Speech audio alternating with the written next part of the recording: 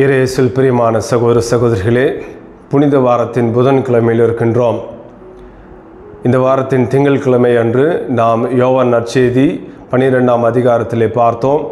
யோவான் நற்செய்தியாளர் யூதாஸ் இஸ்காரியோத்தை பற்றி குறிப்பிடுகின்ற பொழுது அவர் ஒரு திருடனாய் இருந்தார் என்றும் அவர் பண பையிலிருந்து தம்மிடம் ஒப்படைக்கப்பட்ட அந்த பணத்திலிருந்து அவர் எடுத்துக்கொள்வார் என்றும் அவர் குறிப்பிட்டிருந்தார்.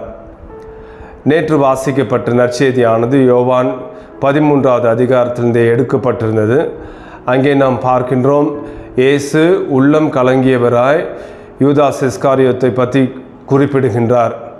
உங்களுள் ஒருவன் என்னை காட்டி கொடுக்க போகின்றார் என்று பகிரங்கமாக ஆண்டவர் இயேசு வெளிப்படுத்துகின்றார். ஆனாலும் அந்த உணவின் போது சிறப்பு விருந்தினருக்கே உரித்தான அந்த ஒரு செயலை யூதாஸ் இஸ்காரியோத்துக்கு செய்கின்றார். ஆண்டவர் இயேசு அந்த அப்பத்துண்டை தோய்த்து யூதாஸ் இஸ்காரியோத்திடம் கொடுக்கின்றார். இது எதை குறிக்கின்றது என்றால், ஆண்டவர் இயேசு தம்முடைய சீடர்கள் ஒருவரான யூதாஸ் இஸ்காரியோத்தை கடைசி வரை அன்பு செய்தார் என்று தான் நாம் எடுத்துக்கொள்ள வேண்டும். ஆனால் யோவான் நற்செய்தியாளர் குறிப்பிடுவார், யூதாஸ் அந்த அப்பத்துண்டை பெற்றவுடன் வெளியில் சென்றார், அப்போது இரவு நேரம் என்று குறிப்பிடுகின்றார். இன்றைய நற்செய்திக்கு வருகின்ற பொழுது மத்தேயு தன்னுடைய நற்செய்தி பகுதியில் 26ஆவது அதிகாரத்தில் யூதாஸினுடைய காட்டி கொடுத்தலை ஆண்டவர் வெளிப்படையாக அனைவருக்கும் சொல்கின்றார். ஆனால் இந்த இயேசுனுடைய செயல் அனைவரையும் அச்சத்திற்குள்ளாக்குகிறது.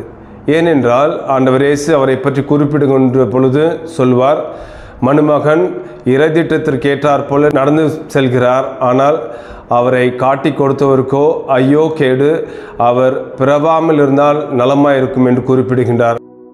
ஆண்டவர் இயேசுனுடைய இந்த போதனை எதை குறிக்கின்றது? ஆண்டவர் இயேசு எப்போதும் யூதாஸ் இஸ்காரியோத்தின் மனமாற்றத்திற்காக, ஊதாரி மைந்தனின் மனமாற்றத்தை போல அவருடைய மனமாற்றத்திற்காக எதிர்பார்த்திருந்தார். ஆனால் அவர் மனம் மாறவே இல்லை. யூதாஸ் இஸ்காரியோத்து இயேசுனுடைய 12 அப்போஸ்தலர்களில் ஒருவர். 3 ஆண்டு காலமாக இயேசுவோடு பயணித்தவர், அவருடைய புதுமைகளை கண்டவர், அவருடைய போதனைகளை கேட்டவர். ஆனாலும் அவருடைய உள்ளம் மாறவே இல்லை. வாயிலே இயேசு, உள்ளத்திலே பிசாசு என்ற வார்த்தைகளுக்கு இணங்க யூதாஸ் இஸ்காரியோத்தின் மனம் ஆண்டவருடைய இரக்கத்தையும் அவருடைய அன்பையும் புரிந்து கொள்ளாமல் போய்விட்டது. ஆமென்பர்களே, இந்த தவக்காலத்தில் நம் ஆண்டவர் நம் அனைவருக்கும் கொடுக்கின்ற ஒரு அழைப்பு இதுதான். அவருடைய உடனிருப்பையும் அவருடைய இரக்கத்தையும் அவருடைய மன்னிப்பையும் நிறைவாக பெற்றும் மக்களாக வாழ நமக்கு அழைப்பு விடுகின்றார். இந்த புனித வாரம் நம் அனைவரையும் புனிதர்களாக மாற்றட்டும். ஆமென்.